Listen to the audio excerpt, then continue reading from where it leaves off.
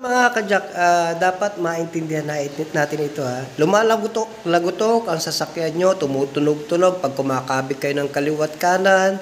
Nako, dapat panoorin nyo ito mga kajak kung saan ba nang gagaling. At least meron po tayong idea. Hindi tayo maloko ng basa-basa kung ano-anong papalitan sa atin. So, meron po tayong ginagawa dito na Nissan Urban. Naggagawa tayo ng mga pag-ilalim. No? So, anyway, ito yung Nissan Urban na ginagawa natin at ano ba yung mga pinalitan natin. Mga kajak, may ginagawa tayo Nissan Urban. Pakita ko sa inyo maigi kung ano bang problema ng mga lumalagot o ano. Ito mga kasama natin.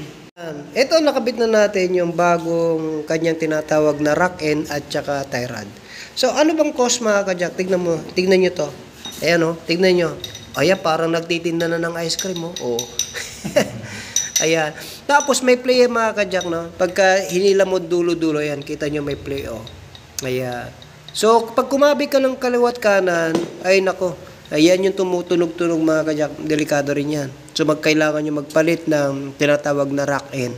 Okay? So, sa tie rod naman, ito yung ating tie rod. Ito, nabuo na natin. Ang paggagawa lang naman mga kajak, bilangin nyo lang. O, pero kung di nyo mabilang, ipakamber at saka ipa-wheel alignment nyo na lang. Pero anyway, medyo sanay na tayo nagtatrabaho ng ganito mga kajak. Kaya okay sa atin yan. At malalaman naman natin kung may kabig pa. Ayan. Ito yung naman tie rod mga kajak. Ayan. Tignan nyo, kaluwag na rin. Oh. Okay. At saka itong ayan, luwag na rin. So, ito mga kajak yung isa. So, nagsabay na tayong pinalitan kasi napakaluwag na rin yung isa. Ayan, no? Ayan, parang titinda na ice cream, no? So, ayan lang mga kajak, ha? Ayo. So, ito yung bago. Unakaw. Grabe katigas. Hindi basta-basta mapipit, pero napakatigas. At saka yung tie rod niya, pipihitin yung tie rod. Yun, kahirap. Okay. So, anong kaganda nito mga kajak? Kaganda nito yung mga tie rod na ito, yung mayroong tinatawag na pitting. Para sa ganun, tumagal ito, lalagyan natin ng grease. So, grease gun ang gamit natin dyan. So, ito ay 555. Lagi naman yan, 555. Magandang klase naman ng 555. Hindi lang yung sardinas. Meron din po sa pyesa niyan, 555. Ayan. So, ano yung mga kajak? Yan lang, palitan na rin natin yung boot. Kasi yung boot niya ay, ito, sira na. Yan. Yan ang ating dalawang mekaniko. Tignan mo mga kajak. Oy!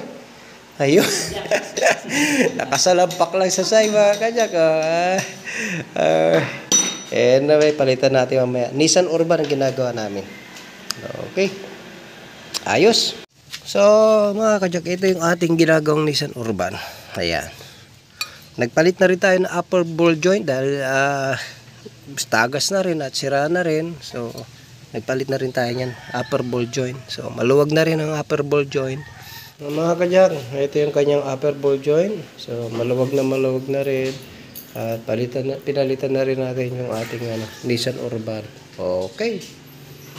Ito yung mga team natin mga kajak. Ito pa, isa. Ito yung pinakagagawad namin. So, dito lang sa... So, chinik na rin natin lahat. Tapos, yung ating, yung tinatawag na steering rack. Nandoon yung ating tinatawag na rack end. Yun. So, yan. So, kinukondisyon natin maigi itong, urban na ito. So, yan mga kajak. At, yung ating ball joint. So, mga kajak, yun lamang ginawa natin at chinek natin maigi. So, tatandaan po natin na para hindi tayo maloko, pacheck natin na maigi kung anong dapat gawin lang at sira ng ating sasakyan. Ngayon mga kajak ay okay na, mamaya i-roll-test natin yan. And then, ano pa, mga kajak, siya nga pala, nasa Google Map tayo, i-search nyo lang ang Jack of All Trades How to Care. Nandyan ang ating contact number. Pwede ninyong bisitahin ang lugar namin. Tumawag kayo, magpa-schedule kayo, magpa-PMs kayo, magpa-home service kayo.